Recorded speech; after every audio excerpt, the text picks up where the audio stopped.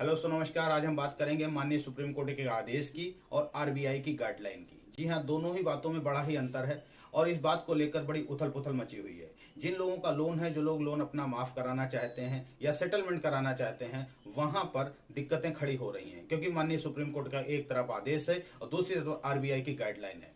क्या है पूरा मामला जानने के लिए वीडियो में देखें, और अगर आपने लोन ले रखा है तो वीडियो को पूरा देखें, वीडियो को लाइक करें, क्योंकि ये वीडियो आपको सच बताने का प्रयास करता है। जैसा कि आप जानते हैं, चैनल हमेशा से आपको सच बताने के लिए अग्रणी रहा है। चलते हैं रिपोर्ट की ओर। जो मामला आया है वो मामला है, माननीय सुप्रीम कोर्ट में एक केस चल रहा था जिसमें कि माननीय सुप्रीम कोर्ट ने आदेश दिया है कि अब लोन सेटलमेंट नहीं होगा। या इसका अर्थ यह है कि अब जिस केस को सुनवाई कर रहे थे उस केस में कुछ ऐसा था जिसमें सेटलमेंट लोग अधिकार के रूप में मांग रहे थे।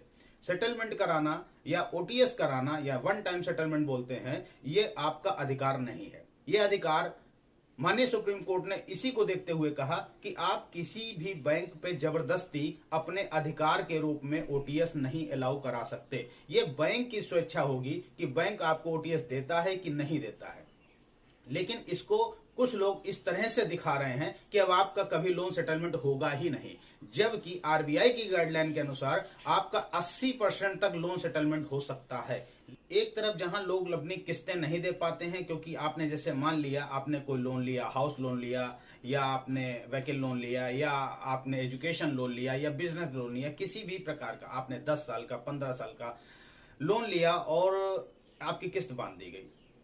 बात यहां पर आ जाती है कि सब कुछ सुचारू रूप से चल रहा है, अच्छा चल रहा है, लेकिन बिजनेस है, कभी भी अप डाउन होता रहता है। ऐसी भी स्थिति आ जाती है आपका बिजनेस ही बंद हो जाता है। अब आपने बिजनेस लिया है, बिजनेस लोन लिया है और बिजनेस आपका बंद हो गया, तो आप पैसा कहां से देंगे? उस पर आप सेटलमेंट का ऑप्शन चूज कर सकते हैं, लेकिन आपको बैंक को बताना पड़ेगा कि मेरा बिजनेस बिल्कुल समाप्त हो चुका है, हम पैसा नहीं दे सकते। अब बैंक इसकी सर्वे करेगा, देखेगा और आरबीआई की गाइडलाइन अनुसार एक टीम गठित की जाएगी, जो कि ना तो उसमें बैंक के अधिकारी होंगे और ना ही आरबीआई के अधिकारी होंगे। एक थर्ड पार्टी आएगी, वो उसका सर्वे करेगी, रियल में आप सच बोल रहे हैं कि आपका बिजनेस बंद हो गया या आपके और कोई इनकम के स्रोत हैं। जब इस पर रिपोर्ट आ जाएगी तो उसके बाद ही आपका लोन सेटलमेंट का ऑप्शन आएगा। अब इसमें भी सेटलमेंट दो प्रकार का होता है।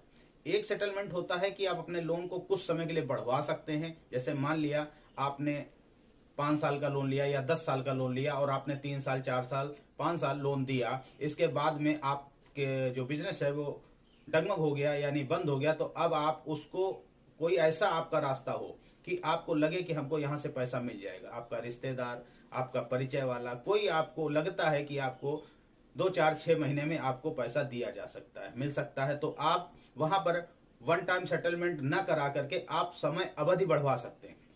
जो 10 साल का लोन था वो 11 साल का हो सकता है, 12 साल का होता है। ये बैंक के विवेक पर निर्भर करता है कि पहले आपने लोन दे रहे थे, कंटिन्यू आपका बिहेवियर अच्छा था, बैंक ये भी देखता है, और इसके बाद में आपके लोन को आगे की ओर 1 साल या 2 साल के लिए बढ़ा दिया था। हाँ, उस समय बीच का आपका इंटरेस्ट लगता है, लेकिन आपको उस समय ब्याज नहीं देना होता है, ना पैसा देना होता है। वो आपको 1 साल के लिए जो बढ़ाया गया है, ये स्थिति देखने में अगर आती है तो आपने मॉरेटोरियम के समय पे देखा था, जो भी बैंकों ने आपको मॉरेटोरियम दिया था 3 महीने का या 6 महीने का या साल भर का, बिजनेस के लिए ज्यादा समय का दिया गया था, लेकिन आम नागरिक को 3 महीने का मॉरेटोरियम दिया गया था। इसके बाद हमने इसकी लड़ाई माननीय सुप्रीम कोर्ट में लड़ी थी और वहां पर सुप्रीम कोर्ट की तरफ से यही आदेश आया था कि और आपका वन टाइम सेटलमेंट हो या मॉरेटोरियम हो, ये आपका अधिकार नहीं है।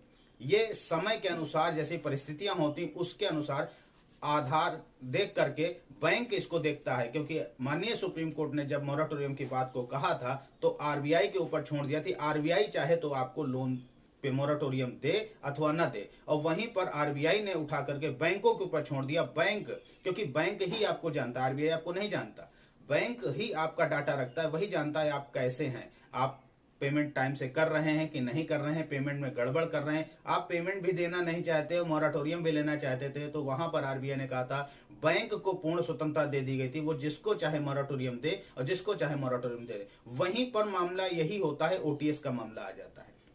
वन टाइम सेटलमेंट, यदि आपको लगता है कि एक मुश्त दे करके पैसा समाप्त कर सकते हैं, यहां जब एक मुश्त की बात आती है तो यहां पर आप अपना 80% तक जो इंटरेस्ट होता है उसको माफ करा सकते हैं, बैंक मूल आपका माफ नहीं करती। क्योंकि आपने मान लिया 10 साल का लोन लिया, आपने 6 साल लोन दिया, उसके बाद किसी कारण से आप पैसा नहीं दे पा रहे हैं, तो आपका जो रेस्ट अमाउंट बचा हुआ है, जिसमें मूलधन आपका काफी कम होगा और बाकी इंटरेस्ट ज्यादा होगा।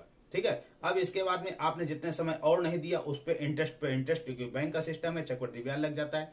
जब आप वन टाइम सेटलमेंट के लिए जाते हैं तो वहां पर जो कमेटी होती है वो ये तय करती है कि हाँ आपका कितने से कम में किया जाए। हालांकि आपको बार्गेनिंग करनी पड़ती है, आपको ये लगता है कि आपके पास कितना पैसा हो सकता है, उससे कम में ही आप वहां बात करें, और आपका इसी नाते आप बार्गेनिंग करेंगे तो आपका लगभग 80% तक इंटरेस्ट माफ हो जाएगा और आपका सेटलमेंट हो जाएगा। लेकिन ये वन टाइम सेटलमेंट पे होता है। लेकिन जहां आप समय अवधि बढ़वा रहे हैं वहां सेटलमेंट नहीं होता है, वहां केवल आपकी समय अवधि को बढ़ाया जाता है और उस समय का भी ब्याज लिया जाता है। तो ये माननीय सुप्रीम कोर्ट का जो ऑर्डर है, इसको गलत तरीके से आपको बताया जा रहा है, समझाया जा रहा है। कृपया वीडियो को आप पूरा समझें, क्योंकि आरबीआई की गाइडलाइन है जिसके अनुसार आपका सेटलमेंट होता है और होगा और होता रहेगा। यह माननीय सुप्रीम कोर्ट का एक आदेश है, वो एक केस को लेकर के था पर्टिकुलर, जिसमें अपील करता था, वो अपने ओटीएस को पाने के लिए अधिकार रूप में ओटीएस मांग रहा था। लेकिन माननीय कोर्ट ने कहा ये आपका अधिकार नहीं है।